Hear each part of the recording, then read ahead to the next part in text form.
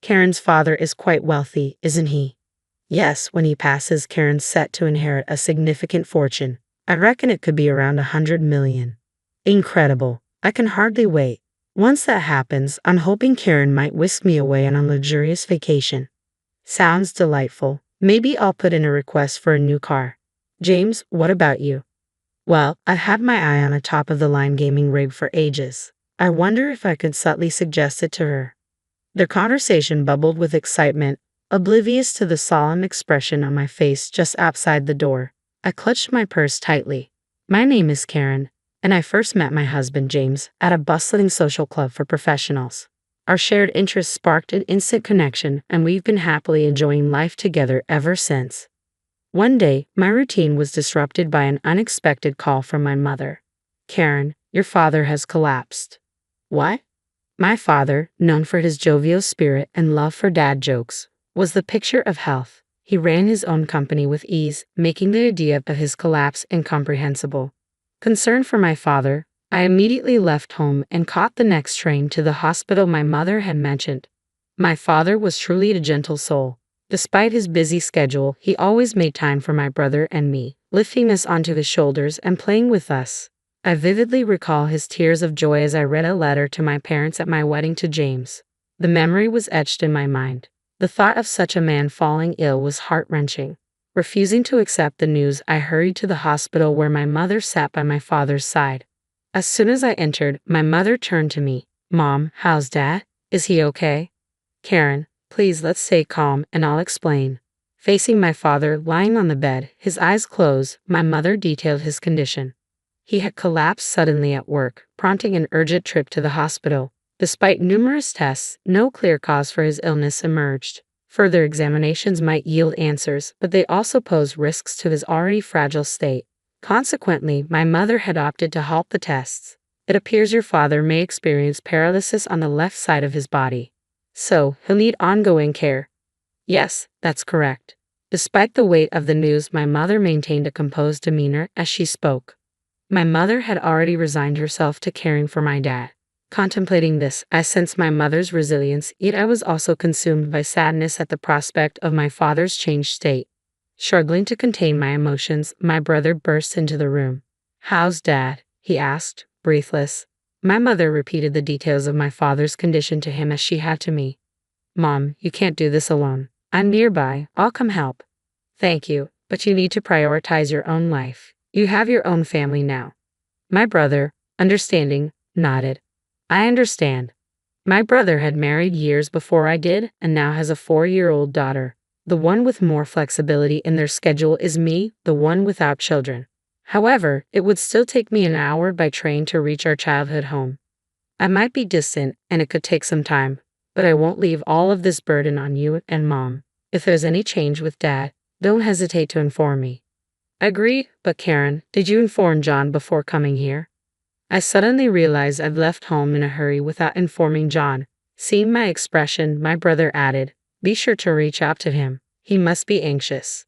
Leaving the hospital room swiftly, I found a quiet spot to call John. As soon as he answered, he asked, Karen, where are you? I've been worried sick. Hearing John's voice offered some comfort, yet tears welled up as I explained that my father had collapsed and would require care. Your lively dad. John's shock was palpable, yet his gentle words offered solace. Grateful for marrying him, I informed him of my return home. His gentle response was, I'll prepare dinner. Take care on your way back. With my father set to spend the night in the hospital, and my mother and brother returning home, I opted to head back as well. Arriving home, I found John had prepared my favorite meal. It must have been rough. Have something you love to lift your spirits, he said, pulling out a chair for me. His kindness moved me to tears. While John typically remains composed, his warmth during my lowest moments always touches me deeply. Thanking him for his support, I retired to bed early that evening. The following morning, feeling a bit more composed, I approached John with the idea of assisting in my father's care occasionally. He readily agreed. It turned out that John had already informed his parents about my father's condition, and they offered their assistance with household chores during my absences. I was pleasantly surprised by the full support extended by John's family. When I called to express my gratitude, John's mother chuckled and reassured me. Your father is like family to us. Don't worry about a thing. John's parents, much like him, typically exude composure. Their arrival at our home with smiles and offers of help with chores left me momentarily stunned, a gesture of familial warmth I hadn't experienced before my marriage.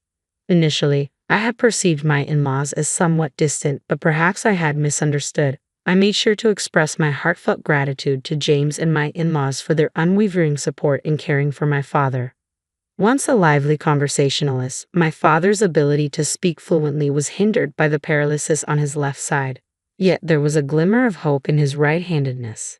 Using a whiteboard, he conveyed his needs and shared his signature dad jokes through crude drawings and written messages, lifting our spirits despite his near-constant confinement to bed. While my brother offered assistance, it was predominantly my sister-in-law who took on the caregiving role. With her background in caregiving, she patiently and kindly instructed both my mother and me on how best to aid my father. My mother, and I harbored concerns that my sister-in-law might balk at caring for my father, who wasn't related by blood. However, to our relief, she welcomed the responsibility with open arms. Her cheerful declaration, "Your father has brought me so much joy. Now it's my turn to bring him happiness," illuminated her kind nature, reaffirming my belief that my brother had chosen a remarkable partner. While my brother may have found an exceptional spouse, I found solace in knowing that my own spouse was equally supportive. My entire in-law family rallied behind me in my caregiving efforts, always inquiring about my father's well-being whenever I visited to assist him. Their genuine concern never failed to touch my heart. Yet I couldn't shake the feeling that perhaps I had misjudged them. One day, as I left home to tend to my father, I realized I had forgotten my wallet upon reaching the station. Frustrated with my own absent-mindedness, I returned home. On days when I went to care for my father, my in-laws would often lend a hand with household chores, so I anticipated they might find my blunder amusing. As I re-entered the house to retrieve my wallet, I overheard a conversation between James and my in-laws in the living room. "Are we certain Karen's father isn't about to kick the bucket? I'm tired of this waiting game." "Huh?" Pausing mid-step, I questioned whether my ears deceived me.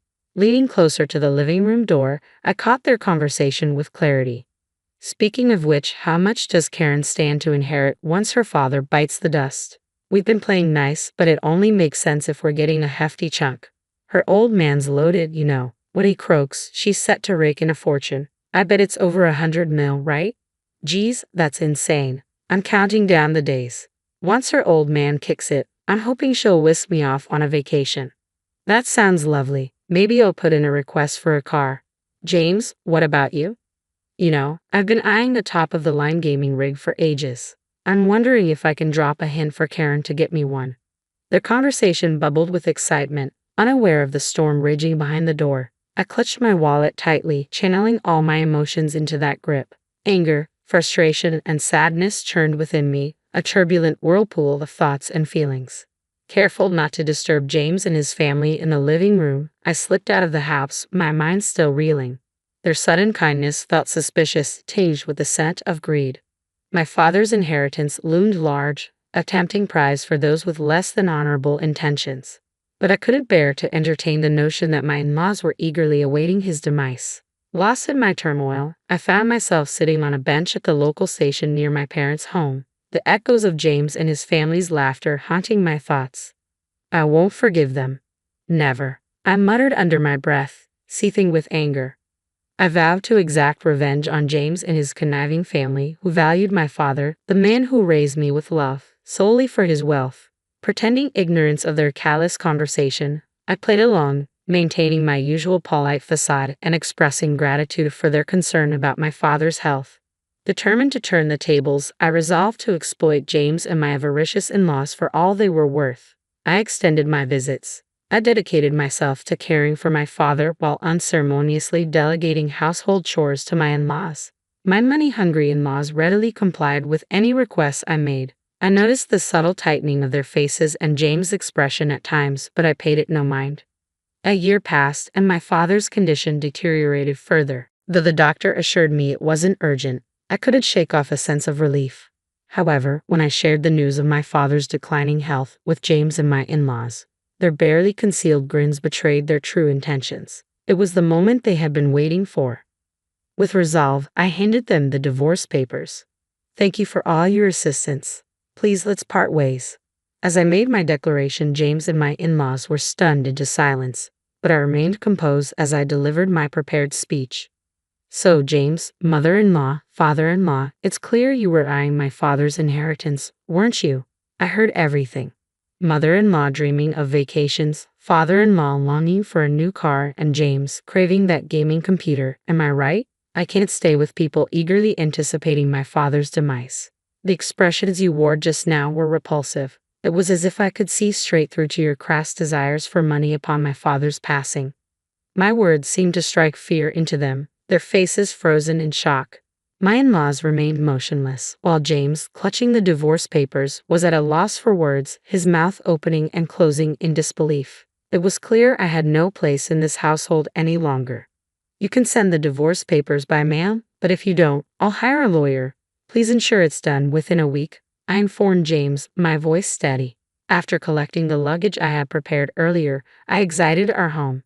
As the train gently rocked me on my journey back to my parents' house, I felt a sense of calm envelop me. Upon my arrival, my parents greeted me warmly. Having confided in my mother about the situation, she enveloped me in a comforting embrace, offering words of encouragement. It was a moment of vulnerability I hadn't experienced since I'd become an adult. The following day, James and my in-laws arrived at my parents' home. Choosing to remain hidden, I observed from afar. When my mother opened the front door, I watched as James and my in-laws knelt before her. We apologize. We want to apologize to Karen. It seems there's been a misunderstanding. Please allow us to apologize to her properly, they pleaded. Misunderstanding. My daughter overheard your conversation. It seems you've been eyeing my husband's inheritance. I don't want any association with people like that, my mother declared, her tone sharp and final. Despite her dismissal, James persisted, pleading to see me. I can't allow it. Karen doesn't want to see you. She doesn't seek apologies. She wants those divorce papers filled out. Have you done it? Hand them over, my mother demanded. Please, just one more chance, James pleaded, desperation creeping into his voice. As James cried out, the sound of a cane tapping echoed from within the house. Turning to look, I saw my father, leaning on his cane with my sister-in-law's support. Father-in-law? James's mouth fell open at the sight of my father, whom he had only heard about. Holding up a whiteboard, my father conveyed a powerful message. I won't surrender my daughter to someone who can't bring her happiness. Grant her wish and proceed with the divorce. The message, penned with resolve, seemed to strike a chord with James and my in-laws more than any other words spoken. It was evident they realized further debate was futile. Slowly, James rose to his feet, followed by my in-laws.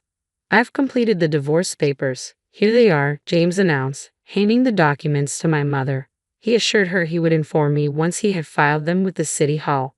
With that, my mother bid them farewell. Emerging from my hiding place, I expressed my gratitude. Thank you, Mom and Dad. My mother responded with a gentle smile, while my father let out a hearty laugh and wrote a message on the whiteboard. A father's duty is to protect his daughter until the end. Reading those words on the whiteboard, tears welled up in my eyes. Despite the paralysis on his left side, my father's kindness and love remained unchanged. I had mistakenly believed that he was no longer the father I knew, but it couldn't have been more wrong. He was still the same dependable father who always prioritized my well-being. Dad, I wish for you to live a long, happy life, I whispered, my voice choked with emotion. With tears streaming down my face, I expressed my wish to him, and he responded with a beaming grin. Since then, James has returned to his parents' home, seemingly leading a quiet life with them.